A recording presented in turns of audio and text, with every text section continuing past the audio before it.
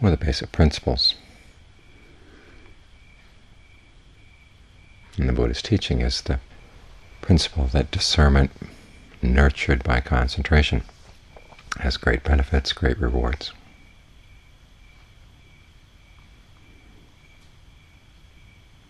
And we hear that, and we think, well, I have to get a lot of concentration, and only then can I work on discernment or wisdom. But that's not the case. All the basic elements of the path, virtue, concentration, and discernment, are things you already have to some extent.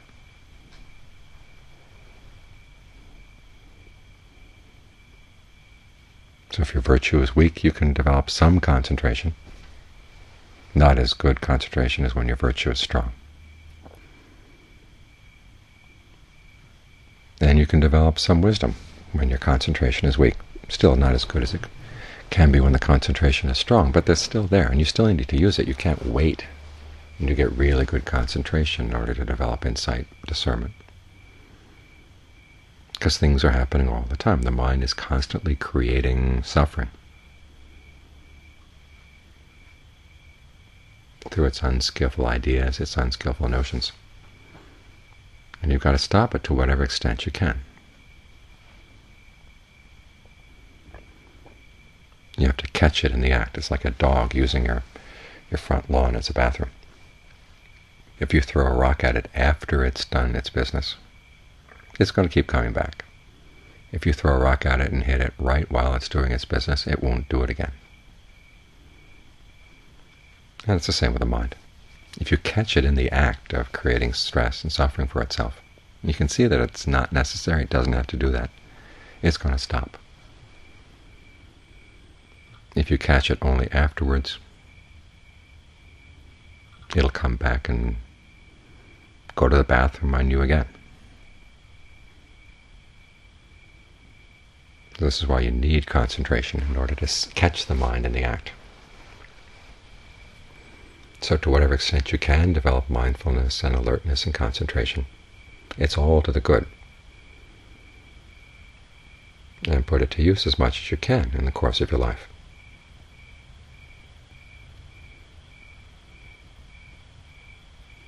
Now it may be that the insights you gain are crude and will ultimately be replaced by more refined and more precise insights, but at least make use of what you've got. It's like exercising your body. You've got a weak body. You'd like it to be strong. You don't sit around and wait for it to get strong and then go down to the gym. You go down to the gym, take the weak body you've got, and you exercise it. And by exercising it, it develops strength. The same with your concentration, same with your discernment. You exercise what you've got. You put to use what you've got. And the more you put it to use, the stronger it grows. If it's just something you work on while you're sitting here with your eyes closed, it's not going to be nearly as strong as it would be if you actually put it to use in the course of the day. Because sometimes it's in your daily activities that you can catch sight of the mind creating suffering, especially when you're talking to people or dealing with other situations, and part of you is still quiet and able to watch what's going on in the mind. And you see, oh, I do this, I think that way, I speak this way. And it causes stress and suffering. And part of the mind will say, well, I have to do it that way, that's the way it's got to be done. But when you can learn to question that,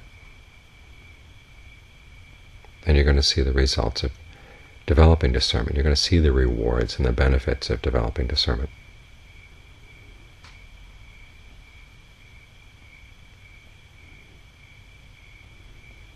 And there tend to be two attitudes towards insights that you gain. One is you gain the insight and you try to carry it around with you.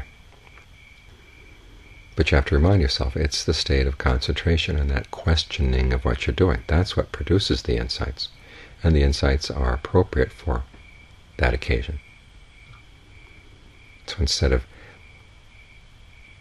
filling your mental notebook with all kinds of insights, you try to keep recreating that state of mind that gives rise to the insights.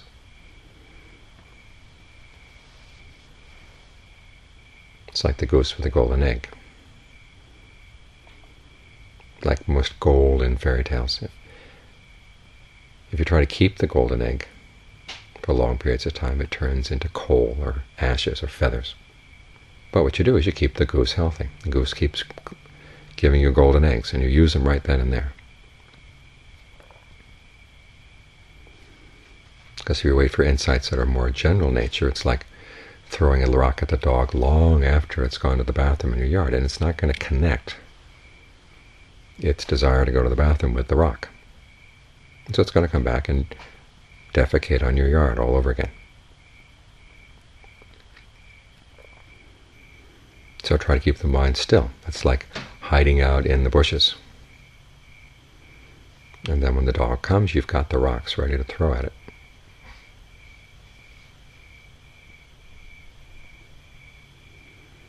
This is why the Buddha divides insight into three types, or understanding into three types of understanding. There's the understanding you gain from listening and reading, and the understanding that comes from thinking. And these are useful things. It helps straighten out your views, helps remind you that the big problem in life is not what other people are doing, it's what you are doing.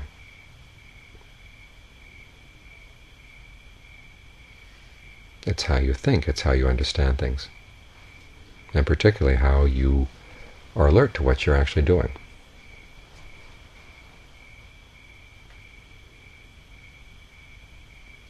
But listening to that and thinking it through and it to the point where it seems to make sense, it's helpful. But it's not quite the same as putting the mind in a position where it can actually produce the insights it needs when it needs them.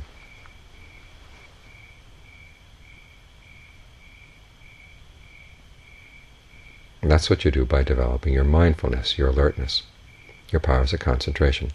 Help to get the mind out of its ordinary, normal discussion.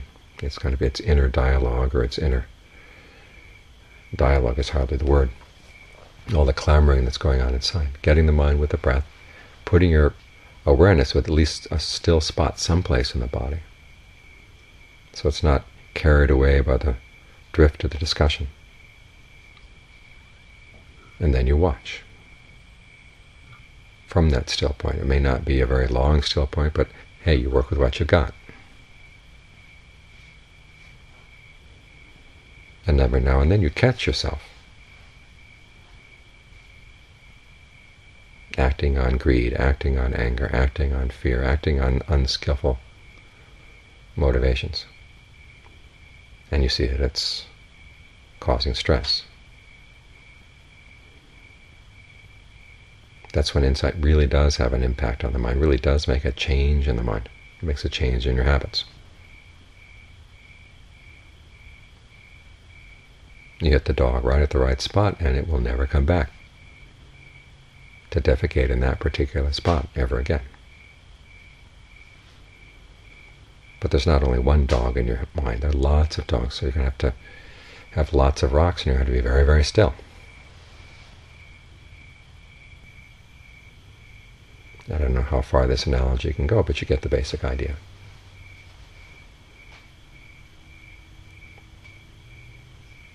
The more powerful your concentration, the more refined the defilements you'll be able to see.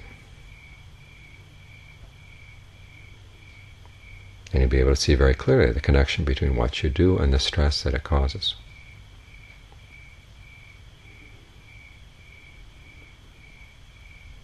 But you can get the basic principle going even on very basic levels of concentration.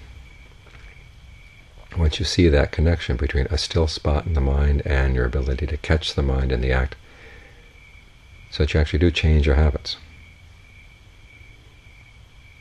That's what you understand of the third level of discernment, which is discernment that comes from developing the mind, developing the good qualities of the mind, like mindfulness and alertness.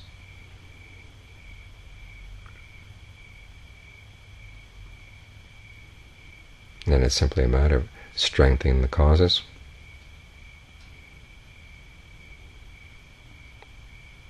and the results get more and more powerful.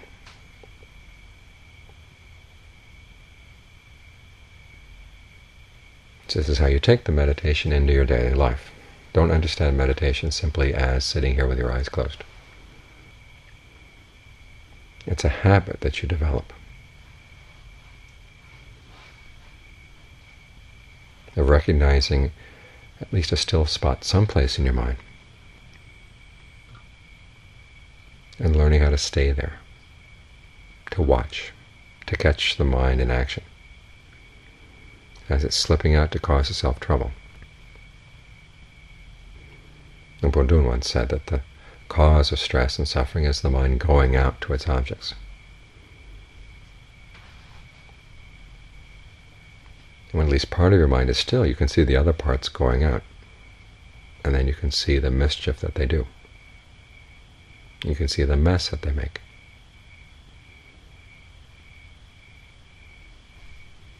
And you get quicker and quicker at noticing when there is that impulse to go out.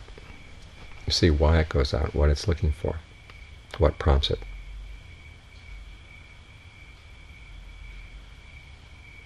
And that way you can keep cutting away the mind's